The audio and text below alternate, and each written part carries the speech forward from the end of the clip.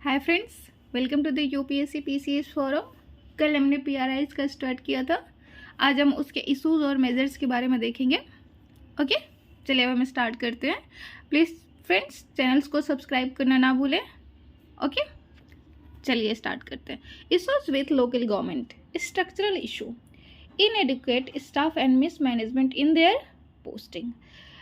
जो पंचायती राज इंस्टीट्यूशन है ना, ये इनिशिएटिव बहुत अच्छा है, पर ग्राउंड लेवल पे अभी भी बहुत सारे इशू हैं।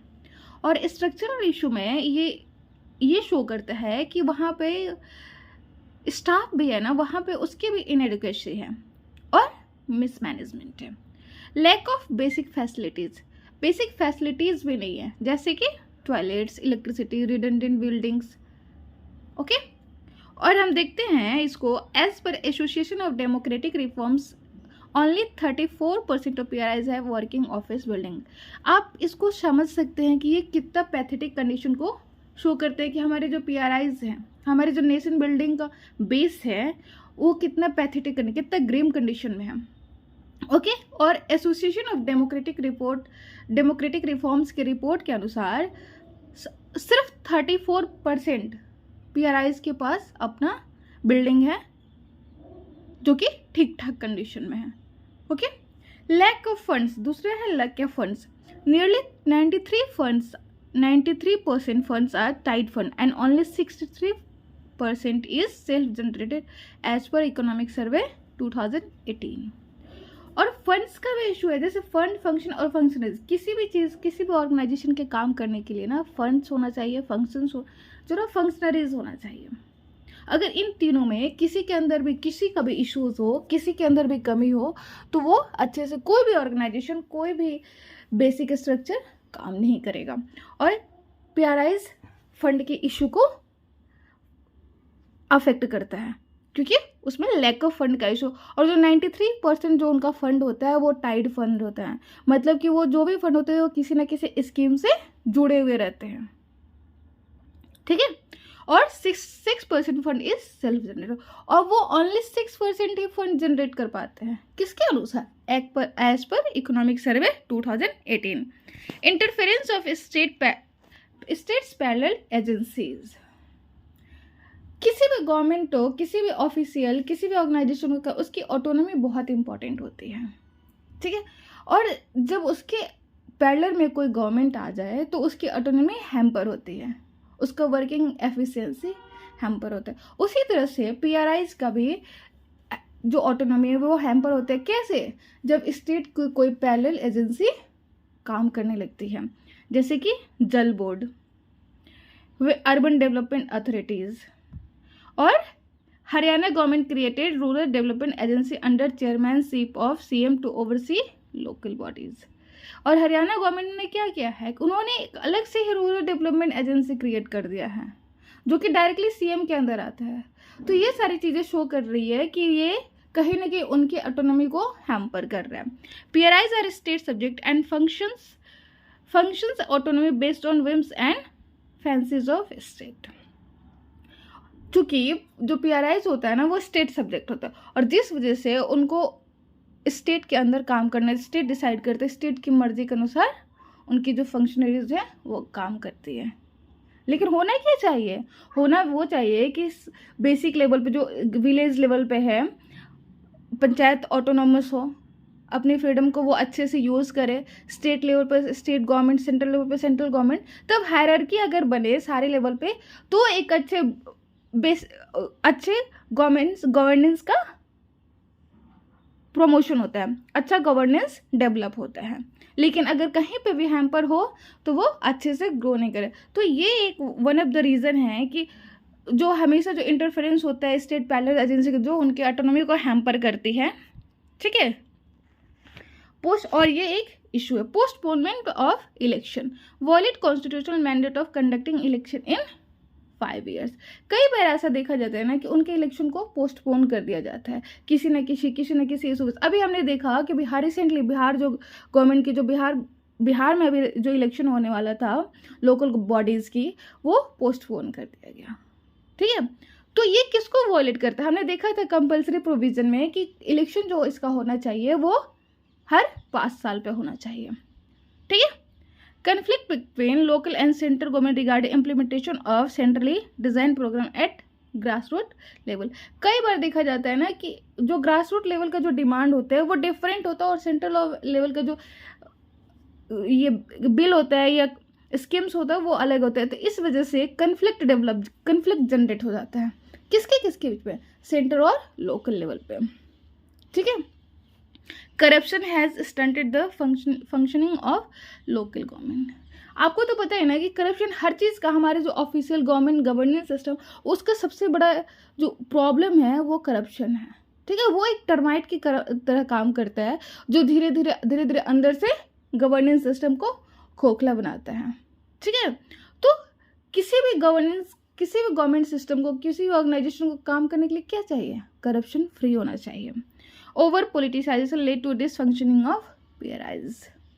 ओवर पोलिटिसाइजेशन, अगर वो बिना जो वहाँ की एरिया है, जो लोकल लेवल पर डेवलपमेंट को बिना ध्यान में रखे हुए सिर्फ पॉलिटिक्स के बेसिस पे अगर वो काम कर रहा है तो ये भी उनके डेवलपमेंट को, उस एरिया के डेवलपमेंट के लिए हैम्पर करता है। Inter state variation. Panchayat in state like Kerala, Andhra Pradesh and Karnataka do collect some direct tax, while village of mostly North Indian state like UP almost entirely depends on transfer fund as per Economic Survey 2017 and 18। कई बार हमें देखने को मिलता है कि inter state पे भी variation मिलता है। ठीक है। जैसे कि जो सदर्न स्टेट है जैसे केरला, आंध्र प्रदेश एंड कर्नाटक, वो कुछ डायरेक्ट कलेक्ट कर लेते हैं टैक्सेस को। ठीक है। जबकि जो नॉर्थ इंडिया के मोस्टली जो विलेज पंचायत है, विलेज लेवल पे जो पंचायत काम करती है मेनली यूपी में, वो पूरी तरह से किस पे डिपेंड होते हैं, ट्रांसफ़र फंड पे। और मैंने पहले ही बताया कि किसी भी गवर्नमेंट सिस्टम को, किसी भी ऑर्गेनाइजेशन को काम करने के लिए सबसे ज़्यादा ज़रूरी क्या, फंड, फंक्शन और फंक्शनरीज। अगर उनका फंड के लेवल पे ही वो ऑटोनोमस नहीं होंगे तो वो ऑटोनॉमिक एक इंडिपेंडेंट ऑर्गेनाइजेशन के ऊपर कैसे काम करेंगे। ठीक है। Issues with women leader, they are treated as representative only on paper because of patriarchal nature of society, पंचायतपति syndrome, illiteracy, lack of awareness etc। और एक सबसे बड़ा इशू जो है वो हमारी सोसाइटी लेवल पर देखा जाता है वुमेन को लेकर। ऑल्दो पंचायती राज सिस्टम में ये किया गया है कि 1/3 जो रिप्रेजेंटेशन है वो वुमेन को दिया जाएगा, रिजर्वेशन उनको दिया गया है, ये एक कॉन्स्टिट्यूशनल मैंडेटरी है। ठीक है। इसको कंपलसरी प्रोविजन में डाला गया है फिर भी, लेकिन आज भी हम देखते हैं कि गांव के कई रीजन में, मैक्सिमम रीजन में देखा जाता है कि जो लेडीज़ जो होती हैं, जो औरतें होती हैं, वो पंचायत में इलेक्शन बस एज ए रिप्रेजेंटेटिव खड़े होते हैं, ऑन पेपर बस वो एक रिप्रेजेंटेटिव होती हैं, लेकिन उनके बदले जो ग्राउंड लेवल पर जो काम किया जाता है उनके हस्बैंड के द्वारा या उनके बेटे के द्वारा किया जाता है। तो कहीं ना कहीं उनके अवेयरनेस के कारण है, इलिटरेसी की वजह से है, हम उनको मेन के इक्वल नहीं समझते हैं और ये एक डिस्क्रिमिनेशन को जनरेट करता है। ठीक है। Illiteracy, a large number of elected representative appears are semi-literate or illiterate and have less knowledge about their role and responsibilities, programs, procedural system। Illiteracy एक बहुत बड़ा इशू है। कहीं पर भी किसी भी चीज़ के लिए इलिटरेसी एक गैप क्रिएट करता है और इस वजह से जो इलिटरेट इलेक्टेड रिप्रेजेंटेटिव होते हैं वो उनको कम नॉलेज होता है किसके रिगार्डिंग, अपने रिस्पॉन्सिबिलिटीज़ के रिगार्डिंग, इलेक्शन के प्रोसीजर के रिगार्डिंग। ठीक है। प्रोग्राम कैसे उनका इम्प्लीमेंटेशन करना है, इससे रिलेटेड उनको बहुत ज़्यादा इलिटरेसी, वो अवेयर नहीं होते हैं, जो कि डेवलपमेंट प्रोसीजर को हैम्पर करते हैं। Recruitment of non elected staff is not clear eight panchayat level. जो नॉन रिक्रूटेड, जो वहाँ पे जो मेंशन स्टाफ नहीं है, उनके रिक्रूटमेंट का प्रोसीजर जो है वो क्लियर नहीं है। ठीक है। तो ये कहीं ना कहीं ये सारी चीज़ें हैम्पर करती है किस चीज़ में, पीआरआईज को पूरी तरह से स्वतंत्र रूप से काम करने में। ठीक है। और जो हमारे जो गांधी जी, हमारे जो फोर फादर थे, उनका जो सपना था कि हमारा जो डेवलपमेंट लेवल होना चाहिए वो ग्राउंड टू अप होना चाहिए, वो कहीं ना कहीं हैम्पर होता है इन सब इश्यूज़ के कारण।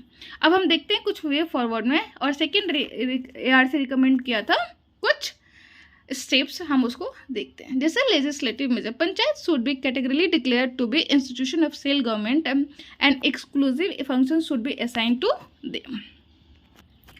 जो पंचायत है ये रिकमेंड करता है कि पंचायत को ना एक सेल्फ गवर्नमेंट इंस्टीट्यूशन बनाना चाहिए। ऑल्दो इसको सेल्फ गवर्नमेंट को ही प्रमोट करने के लिए इसको बनाया गया है, लेकिन एज ए स्टेट सब्जेक्ट मैंने अभी दिखाया ना आपको कि स्टेट के विम्स और फैंसेस होते हैं इसको डिसाइड करने में, ठीक है।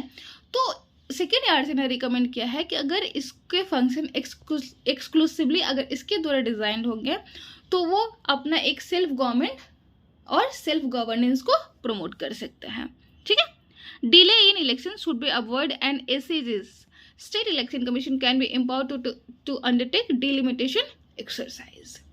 जो इशू है डिले इन इलेक्शन का, कई बार अभी मैंने बताया कि ये एक बड़ा प्रॉब्लम है, जबकि कॉन्स्टिट्यूशन में मेंशन है कि ये 5 साल में होना चाहिए, पर फिर भी टाइमली इलेक्शन नहीं होता है। तो इसको सेकेंड आरसी ने रिकमेंड किया है कि इसको अवॉइड किया जाना चाहिए और स्टेट इलेक्शन कमीशन को एम्पावर किया जाना चाहिए, उनको पावर दिया जाना चाहिए कि वो डिलिमिटेशन एक्सरसाइज कर सके। डिलिमिटेशन एक्सरसाइज क्या होता है ना कि हम एरिया को, टेरिटरी को डिवाइड करते हैं किसके बेसिस पे, पॉपुलेशन बेसिस पे, जिससे कि जो सारे एरिया हो, जो जिनके रिप्रेजेंटेटिव जो खड़े होते हैं वो इक्वल हो। Okay, appointment of state election commission by the governor on the recommendation of collegian comprising of CM, speaker of legislative, leader of opposition in the legislative assembly. जो स्टेट इलेक्शन कमीशन है ना, उसका appointment किसके द्वारा किया जाना चाहिए? Appoint तो गवर्नर के द्वारा ही किया जाता है, लेकिन गवर्नर का ये डिस्क्रिशनरी पावर नहीं होना चाहिए। गवर्नर इस एक कमिटी के रिकमेंडेशन के आधार पे उसका इलेक्शन कमीशन का जो अपॉइंटमेंट है किया जाना चाहिए, और उस कमेटी के जो मेंबर होने चाहिए, कॉलेजियम सिस्टम जो होना चाहिए, उसके जो मेंबर होने चाहिए CM, speaker of the legislative assembly, leader of opposition in the legislative assembly, ठीक है। ये किसने रिकमेंड किया था? सेकेंड एआरसी ने, ठीक है। Function of local government, local government का फंक्शन क्या है? ये रिकमेंडेशन है कि सेकेंड एआरसी के अकॉर्डिंग जो लोकल गवर्नमेंट का फंक्शन कैसा होना चाहिए। अभी हम वे फॉरवर्ड को देख रहे हैं। Framework law for local bodies, government of India should draft a framework law to lay down the broad principle of devolution of power, democratic decentralisation, responsibilities and function to the local government. Second ARC ने recommend किया है कि जो working system होना चाहिए ना local bodies का, उसका एक फ्रेमवर्क तैयार किया जाना चाहिए। किसके द्वारा? सेंट्रल गवर्नमेंट के द्वारा, गवर्नमेंट ऑफ इंडिया के द्वारा, जो जिसमें निर्धारित हो कि डिवोल्यूशन ऑफ पावर कैसे होना चाहिए, डेमोक्रेटिक डिसेंट्रलाइजेशन का क्या रोल होना चाहिए, कैसे ये बटा हुआ होना चाहिए, इसमें जो पीआरआईज होते हैं उनके क्या फंक्शन होते हैं, क्या रिस्पॉन्सिबिलिटीज होती है, तो ये सारा चीज़ उसमें मेंशन होना चाहिए। और ये किसके द्वारा फ्रेमवर्क बनाया जाना चाहिए? ये फ्रेमवर्क सेंट्रल गवर्नमेंट यानी गवर्नमेंट ऑफ इंडिया के द्वारा। Clear delineation of function based on local relevant socio economic progress, restructuring of organisation etc। और जो उनका फंक्शन होना चाहिए ना वो क्लियरली लिखा जाना चाहिए, क्लियरली डेलिनेटेड होना चाहिए। इसका मतलब क्या हुआ कि जो भी फंक्शन होना चाहिए वो वन फिट्स फॉर ऑल नहीं होना चाहिए, कि ये सभी के लिए सेम नहीं होना चाहिए। इनका जो डेलिनेशन होना चाहिए ये based on the socio economic condition of the specific region, ठीक है। तो जिससे कि जो ग्रोथ हो वो सबका अच्छे से हो, कहीं पे भी रीजनल डिस्पैरिटी का इशू ना हो। Okay, capacity development, outsourcing of function to public और private agency through enabling guidelines and reports. इसमें कैपेसिटी डेवलपमेंट का भी बात किया गया है सेकेंड एआरसी के द्वारा कि पब्लिक और प्राइवेट को भी प्रमोट करना चाहिए इन्वेस्ट करने के लिए लोकल रीजन में, ठीक है। Full time membership of secretary and technical assistant, जो सेक्रेटरी होते हैं ना और टेक्निकल असिस्टेंट जो होते हैं पीआरआईज के, उनका जो मेंबरशिप होना चाहिए वो फुल टाइम होना चाहिए। किस लिए? For performing general administration and engineering function. जो सेक्रेटरी जो होते हैं ना वो जनरल एडमिनिस्ट्रेशन को परफॉर्म करते हैं, और जो टेक्निकल असिस्टेंट होता है वो इंजीनियरिंग फंक्शन को करता है, प्रमोट करता है, उसको आगे बढ़ाता है या उसकी रिस्पॉन्सिबिलिटी निभाता है। तो ये इनका जो मेंबरशिप होना चाहिए क्या होना चाहिए? वो फुल टाइम मेंबरशिप होना चाहिए, ठीक है। Decentralised planning, dedicated centre for plan preparation should be set up in every district to provide inputs for plans. और जो इनका प्लानिंग सिस्टम होना चाहिए ना, कि जैसे हमारा जो प्लानिंग लेवल था, प्लानिंग कमीशन था, कि उनका एक प्लान था कि हम इतने टाइम पे इतना चीज़ कंप्लीट करें, तो वैसे ही सारे डिस्ट्रिक्ट्स में एक डेडिकेटेड सेंटर बनाना चाहिए। ठीक है, कि उनका प्लानिंग सिस्टम क्या हो, उसका क्या इनपुट होना चाहिए, उससे रिलेटेड क्या आउटपुट हुआ, इसको मेंशन करना चाहिए, जिससे कि पता चल सके कि उनका ग्रोथ लेवल क्या है। ओके, और उनका डेवलपमेंट लेवल क्या। अभी हम क्या देख रहे हैं, recommendation of second ARC, time limit for preparing plans within which each local body has to finalize its plan and send to the next higher level। और जो उनका प्लान बनाना चाहिए ना, उसका एक टाइम लिमिट होना चाहिए कि वो इस टाइम लिमिट में अपने प्लान को बना सके और नेक्स्ट वो हायर अथॉरिटी को सेंड कर दे विदिन अ टाइम लिमिट। ठीक है, integrating district and state plan to ensure holistic development and reduce duplicacy. कई बार देखा जाता है ना कि जो डिस्ट्रिक्ट के जो प्लान्स होते हैं और जो स्टेट के प्लान्स होते हैं ना, वो एक दूसरे से कंट्राडिक्ट करते हैं, कन्फ्लिक्ट करते हैं। तो उनका जो प्लान होना चाहिए ना, वो इंटीग्रेटेड होना चाहिए, जिससे कि होलिस्टिक डेवलपमेंट हो। और कई बार ऐसा देखा जाता है कि दोनों के जो प्लान होते हैं वो सेम ही हो जाते हैं, स्कीम जो उनका पर्पज होता है वो सेम होता है। ठीक है, लेकिन अलग अलग लेवल पे उनको लाया जाता है। तो इसलिए इससे बचने के लिए, डुप्लीकेसी को बचने के लिए इसका क्या कहना चाहिए, इंटीग्रेटेड होना चाहिए। ठीक है, अकाउंटेबिलिटी और ट्रांसपेरेंसी को प्रमोट करने के लिए क्या बोला था सेकेंड ARC ने, क्या रिकमेंड किया, social audit should be institutionalised. जो सोशल ऑडिटिंग सिस्टम होता है ना, उसको इंस्टीट्यूशनलाइज कर देना चाहिए कि ये होना ही होना चाहिए। ठीक है, establishment of citizen report card for incorporating feedback mechanism regarding performance of local bodies. और सेकेंड ARC ने यह भी रिकमेंड किया है कि एक सिटीजन रिपोर्ट कार्ड का सिस्टम होना चाहिए। उसका क्या काम होता है, उसका काम ये हो कि वहाँ के जो लोकल लेवल के पीपल हैं उनसे फीडबैक ले सके रिगार्डिंग जो डेवलपमेंट है, जो वर्क है ऑफ किसका, लोकल बॉडीज का। ठीक है, अब हम नेक्स्ट देखते हैं सुमित बोस कमेटी रिकमेंडेशन। उनका क्या रिकमेंडेशन था रिगार्डिंग PRIs, रूरल डेवलपमेंट को प्रमोट करने के लिए क्या किया जाना चाहिए। Regular gram sabha meeting to ensure social accountability such as minimum of 4 meetings in a year. उनका रिकमेंडेशन था कि जो ग्राम सभा होता है, ग्राम सभा कौन होता है, ग्राम सभा ग्रुप ऑफ मेंबर होते हैं जिनका नेम इलेक्टोरल रोल में होता है। ठीक है, तो इनका जो मीटिंग होना चाहिए वो रेगुलर होना चाहिए, जिससे जो सोसाइटी का जो अकाउंटेबिलिटी है, पंचायत लेवल के जो लोकल बॉडीज़ हैं, पंचायत और जो हायर पंचायत, जो भी लोकल बॉडीज है या तो अर्बन और रूरल एरिया में, उनको अकाउंटेबल किया जा सके। किसका रिगार्डिंग, सोसाइटी का रिगार्डिंग। ठीक है, quality monitoring for all panchayat programmes. और जो मॉनिटरिंग है ना, ये तो होना ही चाहिए सारे प्रोग्राम्स के लिए, जिससे ये पता चले कि डेवलपमेंट वर्क कहाँ तक पहुँचा है, कहाँ तक नहीं। Use of information and communication technologies such as delivering of local services, maintaining database related to local planning etc।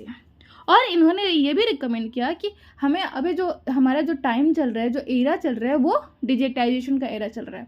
तो ऑब्वियस है कि हमें ICT का यूज़ करना चाहिए, इंफॉर्मेशन एंड कम्युनिकेशन टेक्नोलॉजी का यूज़ जो रूरल डेवलपमेंट है उसको प्रमोट करने में भी किया जाना चाहिए। और कैसे, जैसे कि डिलीवरिंग ऑफ लोकल सर्विसेज को डिलीवर करने में, maintaining database related to planning. ठीक है, और अदर मेजर्स देख लेते हैं। Institutional reform, revitalisation of gram sabha to increase participation of people in governance. अभी हमने देखा कि जो सुमित बोस कमेटी है, उन्होंने रिकमेंड किया था कि जो ग्राम सभा है उनका जो मीटिंग होना चाहिए एटलीस्ट 1 साल में 4 बार होना चाहिए, जिससे कि सोशल अकाउंटेबिलिटी बनी रहे। तो उनका समय समय पे ना उसका रिवाइटलाइजेशन करना चाहिए जो ग्राम सभा है, जिससे कि अधिक से अधिक लोग उसमें पार्टिसिपेट हो सके। ठीक है, strengthening of organisational structure through proper staff management. हमने इशूज़ में देखा था कि जो स्ट्रक्चरल इशू है पंचायत का, उसमें स्टाफ का भी इनएडुकेसी है। तो हमको ऑर्गेनाइजेशन को स्ट्रेंथन करने के लिए प्रॉपर स्टाफ मैनेजमेंट करना चाहिए। Capacity building of PRI function specially women and weaker section, ये रिकमेंडेशन किसने किया था? सेकेंड ARC ने भी किया था कि कैपेसिटी बिल्डिंग पे भी हमें फोकस किया जाना चाहिए, और वुमेन और वीकर सेक्शन पे तो हमें ज़्यादा करना चाहिए, क्योंकि वुमेन को रिजर्वेशन मिलते हुए वो अपना भागीदारी उसमें नहीं दे पाती हैं, अपना रोल इन्हांस नहीं कर पाती हैं। ठीक है, तो हमें उनके अंदर इलिटरेसी प्रमोट करना चाहिए, अवेयरनेस प्रमोट करना चाहिए, उनके राइट्स के बारे में बताना चाहिए। ठीक है, operational reforms uprooting corruption promote zero tolerance. और ऑपरेशनल रिफॉर्म्स में हमें क्या करना चाहिए? सबसे पहले करप्शन को ख़त्म करना चाहिए, और जीरो टॉलरेंस जनरेट करना चाहिए सारे ऑफिसर्स में, सारे मेंबर्स में। Regular appointment of state finance commission and state election commission, और स्टेट फाइनेंस कमीशन और स्टेट इलेक्शन कमीशन का ना रेगुलर अपॉइंटमेंट किया जाना चाहिए, जिससे जो गवर्नेंस सिस्टम है उसको प्रमोट किया जा सके timely. Effective and regular auditing, ये जो रिकमेंडेशन है ये सुमित बोस कमेटी ने भी किया था कि उनका जो ऑडिटिंग होना चाहिए, उनका जो मॉनिटरिंग होना चाहिए, उनके जो प्रोग्राम का वो रेगुलर होना चाहिए। रिगार्डिंग एथिकल कंडक्ट्स, और एथिकल कंडक्ट से भी रिगार्डिंग उनका जो ऑडिटिंग किया जाना चाहिए। Financial information ETC by state government. ठीक है, awareness among local people about their rights, और ये सबसे ज़्यादा इम्पॉर्टेंट होता है कि जो लोकल पीपल होते हैं उनको अपने राइट्स का अवेयरनेस ही नहीं है। उनको लगता है कि वो उनकी जो लाइफ है ना वो स्टेट के कंट्रोल में है। They are not aware about the constitution, कि कॉन्स्टिट्यूशन जो है ना वो पीपल से जनरेट होती है। ठीक है, तो उनके अंदर ये अवेयरनेस लाने की ज़रूरत है कि वो गवर्नेंस का सबसे बड़ा हिस्सा है। ठीक है, टेक्नोलॉजिकल अपडेशन, जैसे कि सुमित बोस कमेटी ने भी रिकमेंड किया था कि ICT का जो इम्पॉर्टेंस है, जो इनका जो यूज़ है उसको इन्हांस किया जाना चाहिए। किस में? पंचायती राज इंस्टीट्यूशन को प्रमोट करने में। तो उसमें जैसे टेक्नोलॉजिकल अपडेशन में use of technology as SMS and social media group to facilitate discussion among member of gram sabha. और टेक्नोलॉजी का यूज किस लिए करना चाहिए? To ensure connectivity. ठीक है, और जो कनेक्टिविटी बढ़ाते हुए जो डिस्टेंस है, जो गैप है, उसको कम करना चाहिए। ठीक है, दस local government forms the pillar of self reliance and good governance. तो लोकल गवर्नमेंट क्या फाइनली क्या रोल प्रमोट करते हैं? सेल्फ गवर्नेंस, ग्राम स्वराज, जो गांधी जी का ड्रीम था, और गुड गवर्नेंस, राम राज्य।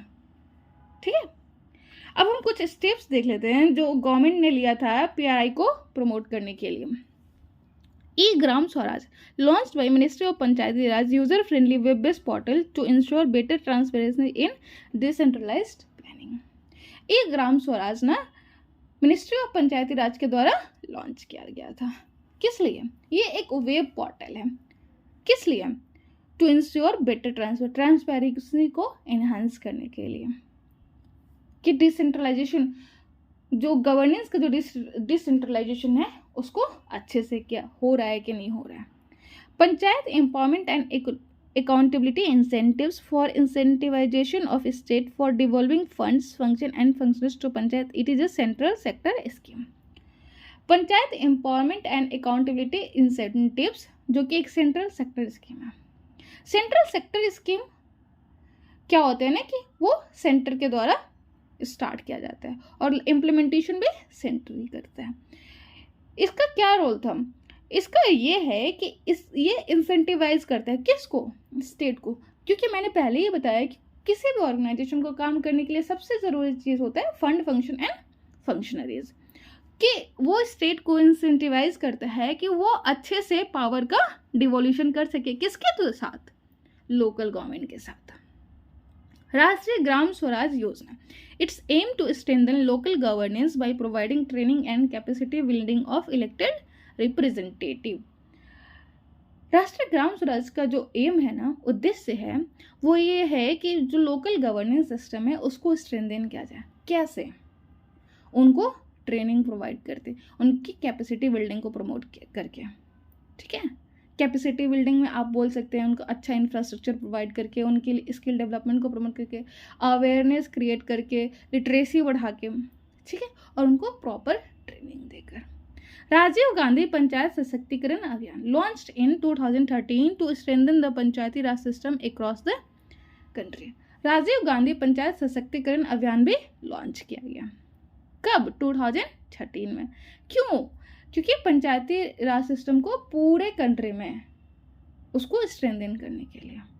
इसका एम क्या था, उद्देश्य क्या था? To enhance the capacities and effectiveness of gram sabha, promote people's participation in panchayat. हम देख रहे हैं ना कि जो पंचायती राज सिस्टम है ना, वो बहुत ज़्यादा एम्फेसाइज करते हैं किसके ऊपर? ग्राम सभा के ऊपर। ग्राम सभा मतलब पीपल्स का पार्टिसिपेशन, ठीक है। तो इसके लिए कौन सा? राजीव गांधी पंचायत सशक्तिकरण अभियान लॉन्च किया गया। अब हम थोड़ा केस स्टडीज देख लेते हैं, कुछ स्टेट्स का और कुछ कंट्रीज का, जिससे हमें आइडिया मिलेगा कि क्या लोकल गवर्नमेंट सच में उनका रोल होता है किसी भी कंट्री के गवर्नेंस को प्रमोट करने में, और वो कैसे रोल प्ले करती है। Kerala in 1996 Kerala granted autonomy to local government to develop and implement expenditure plan based on local needs. Kerala grassroot institution helped immensely dealing with the कोविड-19 पैंडेमिक। जो केरला है ना, वो 1996 में ही लोकल गवर्नमेंट को ऑटोनॉमी प्रदान कर दी थी। किसके रिगार्डिंग? कि वो अपने लोकल गवर्नमेंट जो लोकल ज़रूरतें हैं, लोकल नीड्स को जो डेवलपमेंट होना चाहिए, उसका नीड्स है, उसके लिए जो उससे रिलेटेड जो एक्सपेंडिचर होना चाहिए, उसमें वो उनको ऑटोनॉमी दे दी थी। और जिस वजह से जब ये पैंडेमिक का इश्यू आया, तो जो ग्रास रूट इंस्टीट्यूशन था ना, वो कोविड को कम करने में बहुत बड़ा रोल प्ले किया, क्योंकि वो ऑटोनोमस थे। किसके regarding? Fund, function and functionaries के लिए, ठीक है। तो आप समझ रहे होंगे कि इनका कितना बड़ा रोल होता है। Karnataka has created a separate bureaucratic cadre for panchayats to get away from the practice of deputation of officials who often overpowered the elected representatives. Karnataka government ने एक अलग से ही ब्यूरोक्रेटिक कैडर सेटअप किया। किसके लिए? पंचायत है, जिससे कि जो स्टेट का जो इंटरफेरेंस होता है, स्टेट जो ब्यूरोक्रेटिज्म का जो इंटरफेरेंस होता है लोकल लेवल पे, उसको कम किया जा सके, और वो जो अपनी कैपेसिटी बिल्डिंग है उसको इन्हांस करके उसको गवर्नेंस को अच्छे से प्रमोट कर सके। Odisha during the pandemic sarpanch were given the power of district collector to impose quarantine at village level. Odisha government ने पैंडेमिक के टाइम पे जो सरपंच होता है ना, उनको डिस्ट्रिक्ट कलेक्टर का पावर दे दिया था, और ये बहुत बड़ा रोल प्ले किए किसमें? कोविड-19 के आइसोलेशन को प्रमोट करने में। कोविड-19 जो कि एक बहुत बड़ा पैंडेमिक था, एक बहुत बड़ा चैलेंज था, उसको कंट्रोल करने में और क्वारंटाइन को मेंटेन करने में। ब्रसेल्स बेल्जियम, ठीक है, ये एक यूरोपियन कंट्री है। The city of Brussels is run by no less than 19 municipalities. People in the country believe that nationalism comes from local government. Even the authority of issuing passport lies with the local authorities. तो आप देख रहे हैं कि जो Brussels है, वहाँ पे जो लोकल अथॉरिटीज़ हैं उनको कितना बड़ा पावर दिया गया है, ठीक है। तो वहाँ पे 90 म्युनिसिपैलिटीज़ हैं, और उनके जो पीपल्स बिलीव करते हैं कि नेशनलिज्म तभी हमारे अंदर आ सकता है जब तक लोकल गवर्नमेंट एम्पावर्ड हो। अगर लोकल गवर्नमेंट एम्पावर्ड है ना, तो नेशनलिज्म हमारे अंदर से खुद ही आएगा। जैसे कि गांधी जी ने कहा था कि India lies in its village. अगर विलेज ही डेवलप नहीं होगा, लोकल गवर्नमेंट ही डेवलप नहीं है, लोकल पीपल ही डेवलप नहीं करेंगे, तो स्टेट कैसे डेवलप करेगा, ठीक है। और हम इसका एग्जाम्पल कहाँ से देख पा रहे हैं? ब्रसेल्स से और अदर केस स्टडीज से, ठीक है। तो आई होप फ्रेंड्स आप लोगों को अच्छे से क्लियर हुआ होगा, और कोई भी इश्यूज हो आप मुझे डायरेक्ट रिकमेंड कर सकते हैं। Thank you so much, bye, good night.